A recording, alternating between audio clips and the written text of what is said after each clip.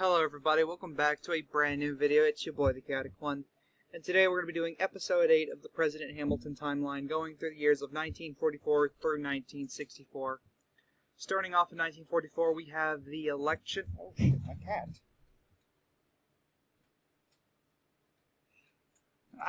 She's biting me. She's biting me. She bit my finger. I went to pet her and she was biting my finger. Crazy cat. Back to what I was saying. 1944, Republicans nominate former Secretary of State Cordell Hull to run against the current President Federalist Henry Wallace, who really isn't that popular compared to the guy he served as Vice President under, John Garner, and he barely won against Wendell Willkie as it is. And thus, Cordell Hull will defeat him 280 to 254 to become the 28th President. However, going on to both 1945 and 1946, nothing noteworthy occurs. Then going on to 1947, President Hull would sign the Presidential Succession Act, which adds the Speaker of the House and President pro tempore of the Senate to the succession line of the President. He also signs the National Security Act of 1947, and we also have the Fernwood Race Riot and the Great Fires of 1947. 1948, we have the 1948 election, and Federalists nominate former New York Governor Thomas Dewey.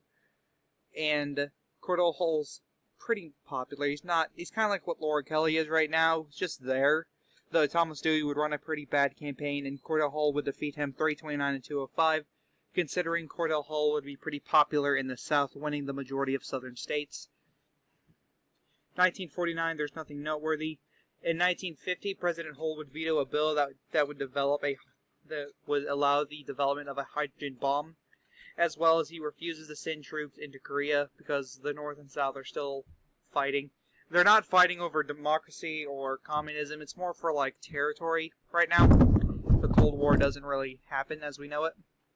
1951, nothing noteworthy. 1952, we have the election, and Republican Vice President Earl Warren, who's the Vice President under Cordell Hull, he's going to be running against Illinois Governor Adlai Stevenson, and he is going to win 299-235 because Stevenson didn't run good campaigns IRL, and he wouldn't run good campaigns now.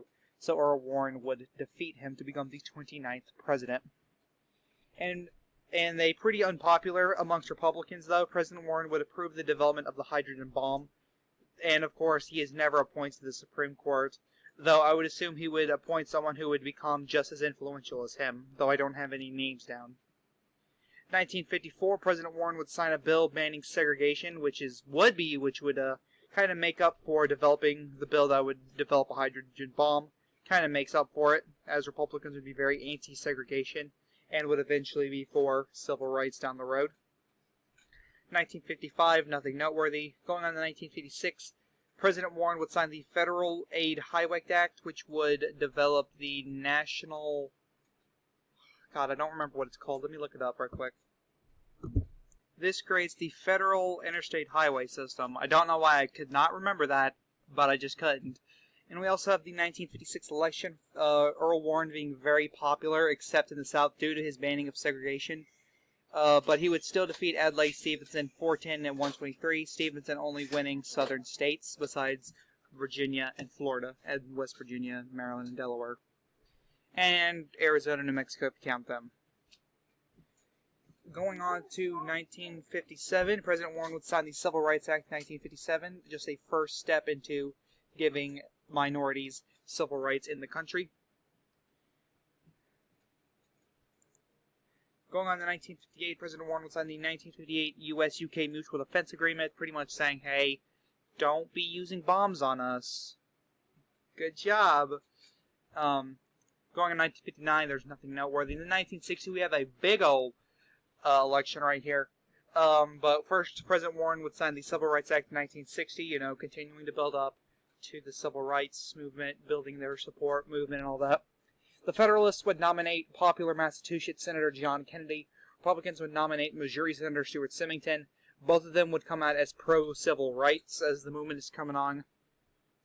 And the anti-civil rights South would be against this, obviously.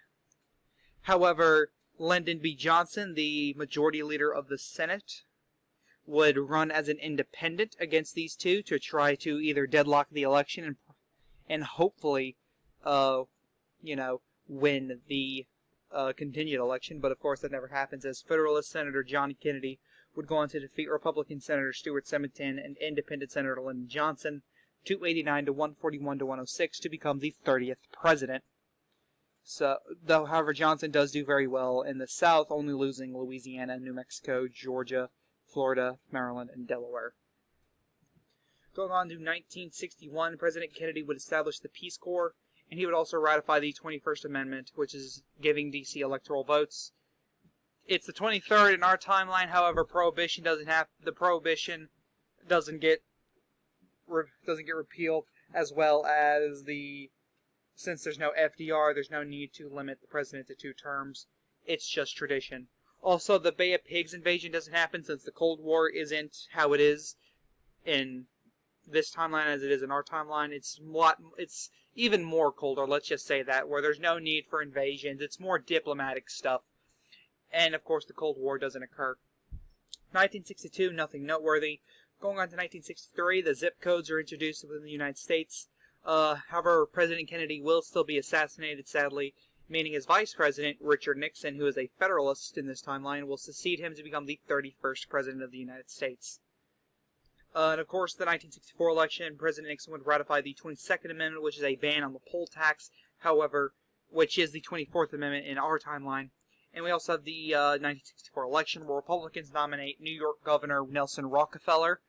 If you don't know, Rockefeller is still very mentioned a lot nowadays within the liberal Republican movement. I am a Trumpist Rockefeller Republican, so that's a big shocker, I know.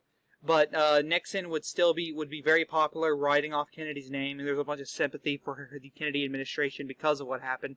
So Nixon would defeat Nelson Rockefeller 330 to 208.